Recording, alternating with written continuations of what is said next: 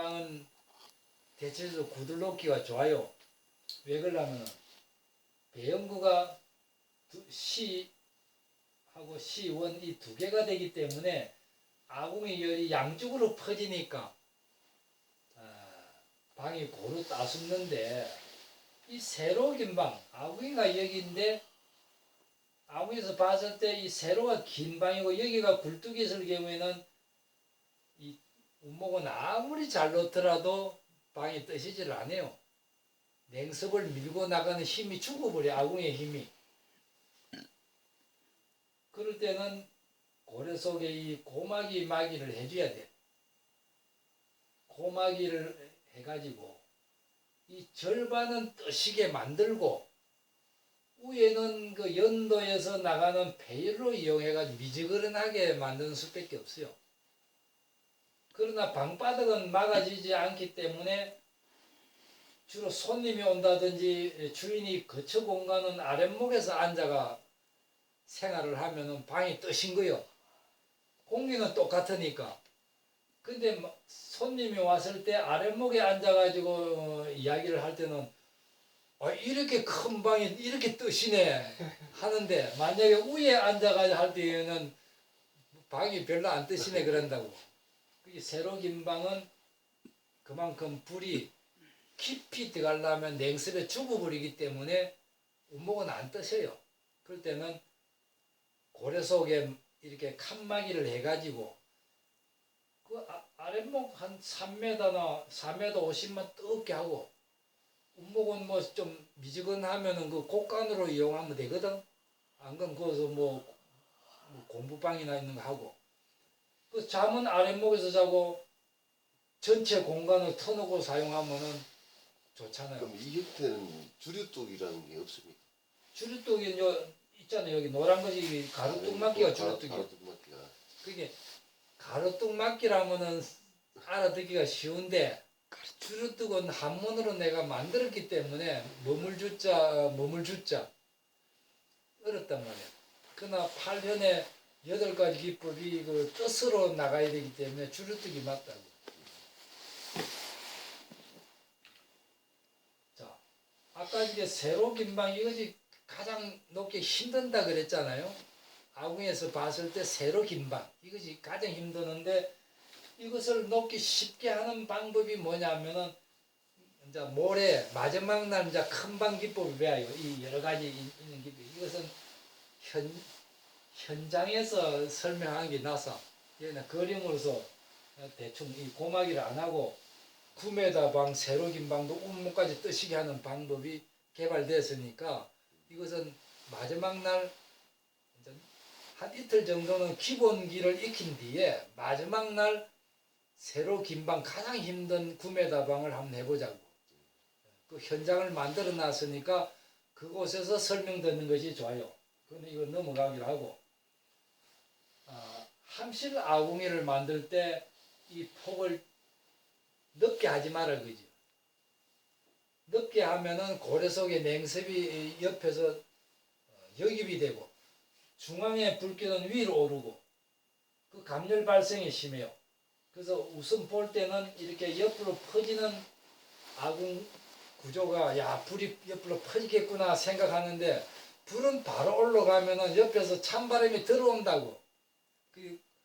그래서 아궁이는 한 38cm 폭이 40cm 조금 안 되게 좁히고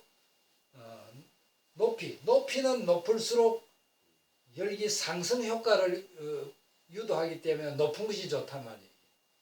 그래서 불이 위로 상승의 힘이 좋으면은 세게 부딪히면은 넓게 퍼진단 말이야. 불 힘이 세게 올라가야 고래서 냉섭을 들고 운목까지 깊이 들어갈 거 아니야. 그런 원리가 있는 것이다. 그리고 이제 구두를 놓을 때 요즘 이제 그 친환경적이라 해가지고 자연 친화적이라 해가지고 기단도 없애고 방을 굉장히 마당하고 비슷한 높이로 한 30cm 정도만 높이로 이렇게 집을 짓는 사람들이 많이 생겼어.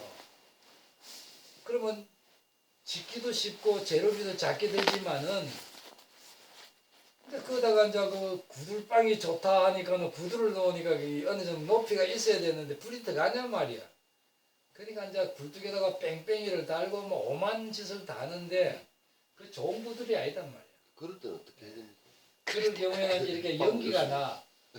연기가 날 때는 아궁이로 연기가 내려야죠. 들어가야 되는데 나올 때는 이렇게 앞을 막아준단 말이야. 막아주는 방법인데 막아주면은 연기가 들어간다고. 그게 뭐냐면은 그 설명은 여기서 할게요. 이것이 뭐냐면은 처음에 장작을 뗀 것이 아니고 종이를 이렇게 집히가지고 불을 집히봐. 청은지 구두를 놓고 그래 여기다 구멍을 쭉 뚫어 본다고 이렇게 뚫어 보면은 그 연기가 나오는 부분이 있어. 아래에 연기 나오는 부분 요 밑에 역기청이라는데 요것을 만약 안 내려주으면은 불이 밖으로 나와버려. 근데 요 높이를 더 밑으로 내려주기 때문에 이 아궁의 하열이 고래 속에 들어가지 아궁 밖으로 안 나온단 말이야. 사람들 입술이 좀 이렇게 그 동물도 위에 입술이 긴 동물들은 독하다 그래요. 독수리나 닭은 독하잖아요. 근데 오리나 페리카는 밑에 입술이 긴 동물들은 순하다 그래요. 위에 입술이가 부리가 독수리든 이 길기 때문에 먹이를 먹었다면 낳아주질 않는단 말이야. 그같이 아궁이도 요 위에 입술이 좀 밑으로 내려와줘야 아궁의 하열이 밖으로 내치지 않고 고래 속으로 잡아 엮는 역할을 한다고. 그거를 이제 역기청이라 그래요. 그래서 실험을 해가지고 그 아궁이를 얼마 정도 내려야 되겠다 이런 실험을 한 거다고. 나는 이제 바로 만들 수 있지만 여러분들은 그런 실험을 하는 게 좋아. 나중에 막아버리면 되니까. 자, 그 다음에 이제 그 구들은 불을 다루는 게 우선이 아니라 냉섭을 다루는 것이 우선이라고. 보일러가 아니에요. 철판 보일러가 아니에요. 철판 보일러는 냉섭이 없잖아요. 근데 구들은 고래 속에 불이 들어가면은 냉섭이 더 많이 생긴다고. 고래 속에 찬바람이 들어가면은 습기가 없어지고 불이 들어가면은 냉섭이 더 많이 생기는 이치가 있어. 처음 먼저 아궁이에 불을 지피면은 윗목에 냉섭이 이렇게 막는다고. 그래 계속되면은 이 불은 위로 올라가고 냉섭은 밑으로 빠진다고. 그래가지고 이제 계속되면은 전체가 이제 불기운이 돼가지고 방이 전체 뜨시게 되는 것이요. 그래서 구들은 아랫목에서 불을 옆으로 펴야 된다고. 펴가지고 나가야 방이 측면도 뜨실 거 아니야. 그 다음에 축일에 있어서 이 미장 두께가 여기서 밑에까지 높이가 같을 경우에 구들장을 두꺼운 구들장을 쓰면은 불이 안 스며들고 전도 난방이기 때문에 1시간 불 뗀다면 절반 정도 축일이 됐는데 이미 불은 꺼져버린다고. 그러면은 절반 정도 축일된 것이 찬 청을 통과하면서 열을 또 감전을 발생하기 때문에 이게 열 낭비가 된다고. 근데 이것은 이 두꺼운 구들장이 아니라 1시간 정도 불지핌에 축일되는 두께를 이렇게 청청히 놓는다고. 불이 섬에 들어갈 수 있도록 놓고 위에 미장을 아주 얇게 이렇게 하면은 불 떼자마자 가장 높은 열기는 위로 솟기 때문에 축일이 되면서 한 15분 내지 20분이면 방이 뜨겁다고. 그리고 1시간 불 뗀다면 밑에서도 축일하고 옆에서도 축일하고 위에서도 축일되니까 이것이 같은 모양의 구조에서는 이것이 축일 기능이 좋다. 이렇게 이야기할 수 있다. 자, 이 그림은 구두를 좀 만진다는 사람들 홈페이지에 전부 다 이 그림이 있다고.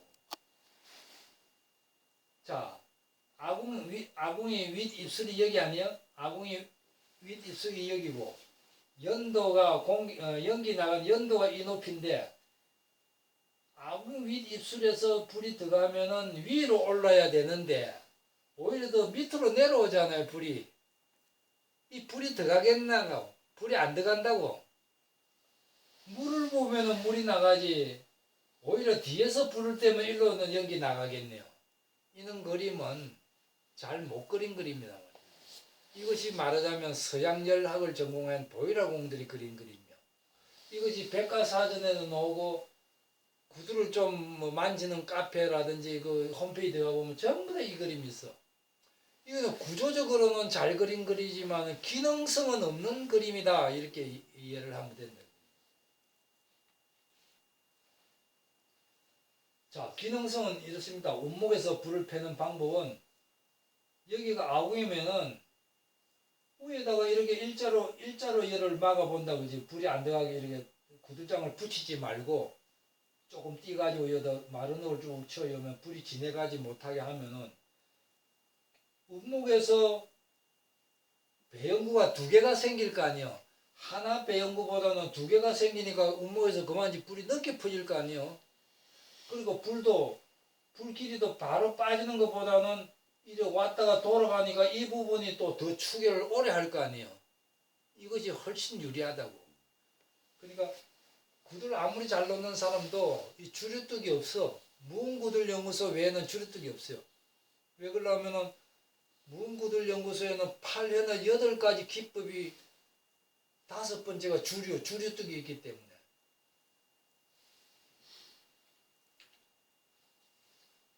그리고 고래 속에 이제 냉섭을 좀 잘 다루자는 의미로서 이 그림을 책에서 하나 퍼왔는데 비열이라는 게 있다고. 비열이 뭐냐면은 그 해수욕장 가보면은 같은 햇빛이 비치는 그 해변이지만은 모래는 백사장 모래는 발을 디딜 수 없을 정도 뜨거울 때가 있어 여름에. 근데 물 속에 들어가면 시원하잖아요. 태양은 똑같이 비치지만은 그 달가지는 온도가 틀린단 말이야. 그래서 해안 지방에는 여름에 좀 시원하다고. 사막 지방에는 같은 태양이라도 뜨겁단 말이야. 그래서 비열이라 그래요.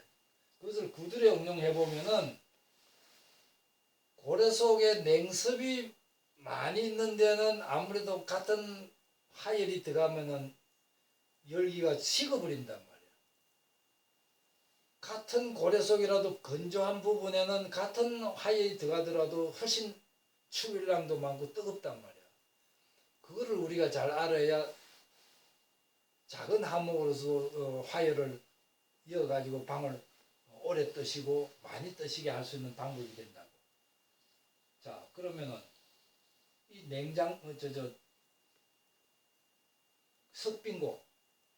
석빙고가 청도에도 있고 안동도 있고 뭐 여러 군데도 있는데 석빙고에 이 바람이 이렇게 문을 열었을 때 찬바람은 밑으로 무겁기 때문에 가라앉아 가지고 이 어느 정도 이렇게 대류가 순환되는 거예요.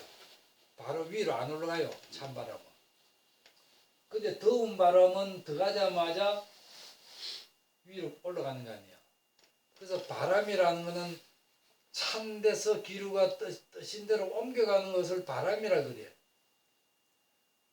바람은 반대로 열에 있어서 열전도라는 것은 뜨거운 것에서 찬 데로 옮겨가는 열 이동을 열전도라 그런단 말이에요. 그래서 이 그림을 볼 때 여기가 아궁이라고 생각해 봐요. 예? 아궁이라고 생각할 때 아궁에서 불을 지폈을 때 하목이 타면서 뜨거운 화열이 고래 속에 들어갈 때 구두장 위에 붙는 것이지 저 온돌학교에서는 이 아궁의 화열이 고래 속에 들어가가지고 고래 바닥보다 낮은 개자리에 가라앉혀가지고 추계를 한다고 설명을 전부 다 그래 하고 있거든. 내가 볼 때는 그 열학에도 맞지 않고 그 틀린 구들놓기단 말이야. 뜨거운 열기는 밑으로 내려오지 않아요. 강제 대류라는 게 있어. 선풍기를 분다든지 해가지고 돌리면 몰라도 자연 대류에 있어서는 뜨거운 열기가 밑으로 내려오는 부분은 없어요. 바로 위로 올라가는 것이지. 그래서 고래 속에 뜨거운 열기를 고래 바닥에 눕혀가지고 그 밑에 개자리에다가 추결시킨다고 학교에서 가르치는데 그거는 잘 못 가르치는 거예요. 그래서 우리가 구두를 놓을 때 이 냉섭 고래 깊이가 너무 깊어도 안 좋단 말이야. 깊으면 깊을수록 그거는 냉습이 꽉 차기 때문에 아궁에서 오르는 그 작은 힘으로서는 밀지를 못한단 말이야. 어떻게 미냔 말이야. 밀어야 온목까지 열기가 가야 되는데 그래서 공간을 좁혀줘야 된단 말이야. 그래서 불을 다루기 전에 냉습을 다룰 줄 알아야 된다고 가르치는 거지. 우리 학교에서 가장 포인트가 그거예요. 불은 그냥 여우면 들어가는 거 아니에요. 불은 배울 것이 없다고. 고래 속에 냉습만 잘 다룰 줄 안다면 방이 그냥 쩔쩔 끓는다고. 그 다음에 이제 연도를 보통 그 초보자는 이 강의는 이제 초보자 중심으로 이제 엮었기 때문에 조금 유치한 경우도 있어요. 보통 그 굴뚝한다고 헛간에서 하면은 하나 길이가 4m거든. 그러면 3m 잘라가지고는 굴뚝으로 씌우고 1m는 연도를 하는데 그러면 굴뚝 구경과 연도 구경이 같잖아요. 그러면 그것이 옳은 것이 아니야. 자, 굴뚝이 200mm면은 굴뚝이라는 것은 굴뚝대는 뜨거운 열기와 연기가 빠지는 거 아닙니까? 그러면 찬 습기나 찬 공기는 밑에 굴뚝 개자리에 머문다고. 그럼 여기는 완전히 온기와 냉기가 분리되잖아요. 굴뚝에서는. 근데 연도가 만약에 이 200mm로 연도를 묻었을 때 100mm 역할밖에 못한단 말이에요. 밑에는 냉습이 차기 때문에. 그러니까 굴뚝 구경이 200mm면은 여기 200mm, 400mm를 해줘야 된단 말이야. 네? 냉기 200mm, 온기 200mm를 해줘야 된다. 연도에 있어서는. 이렇게 안 해주면 배인이 지체되고 늦어요. 그런데 8년 기법으로 이렇게 최종적으로 내일 이 방법을 배우는데 아궁에서 아랫목에서 불을 펴고 또 고래 속에 열기가 들어가가지고 윗목에 주루뚝을 막아놓으면서 주루뚝에서 빠른 시간에 불이 퍼지고 이 벽체에는 가장 따숩지 않는 데는 배연로로 만들어가지고 배연로로 해가지고 열기를 밀어내니까 방 전체가 뜻이단 말이에요. 그리고 굴뚝이 옆에 있을 경우에는 이렇게 연도를 해주고 굴뚝이 위에 있을 때는 연도를 하지 말고 바로 빠지게 하면 된단 말이에요. 그래서 굴뚝은 일반 굴뚝은 최소한대로 1m 80 정도는 흙이나 돌로 쌓아 보온을 해줘야 돼. 굴뚝이 식으면 배연이 미나하지를 못해요. 배연이 미나하지 못하면 아궁의 하열이 깊이 안 들어가. 그럼 간단하게 하는 방법은 300mm 외관에다가 안에서 200mm 내관을 해준다고. 가에다가 사이에다 공기층을 두면은 보온 도시락이나 보온 물통과 같이 공기층이 되기 때문에 겨울에도 식지 않는다고. 그러면 배연이 이렇게 빨라요. 자, 굴뚝이 이것이 1m, 땅에서 1m도 안 되는데 이 배연이 얼마나 빨리 됩니까? 배연이 직선으로 올라가잖아요. 여기에 무슨 연기 배출기를 달며 뭐 연기 가스 때문에 사람이 죽느냐 말 이렇게 배연이 잘 그 위에다 비 올 때 빗물 안 들어가게 이렇게 저기는 해주는 게 낫죠. 자, 원리적으로 한번 해보자. 자, 위에 좋은 질문인데 네. 굴뚝에 빗물이 들어가면 좋느냐 안 들어가면 좋느냐 그 이야기 아닙니까? 원칙은 낙엽은 들어가면 안 좋습니다. 쌓이니까. 빗물은 들어가면 들어갈수록 더 좋단 말이에요. 원리가. 좋아요. 왜 그러냐면 한 시간에 아무리 비가 많이 오더라도 뭐 한 300mm는 오지 않을 거 아닙니까? 한 시간에. 그럼 개자리가 최소한 500mm는 깊이 팔 거 아니야. 굴뚝 계좌를. 그리고 그 섬에 나가는 속도도 있을 것이고. 그러면 개자리에는 냉습이 차가 있는데 찬 것이 들어가면 습기가 더 없어지잖아요. 네? 사람들이 굴뚝에 비가 들어가면 방으로 빗물이 들어가는 거로 전부 다 생각하기 때문에 생각하죠. 하는데 그래 큰 관계는 없단 말이야. 이왕이면은 비도 안 들어가면 좋지.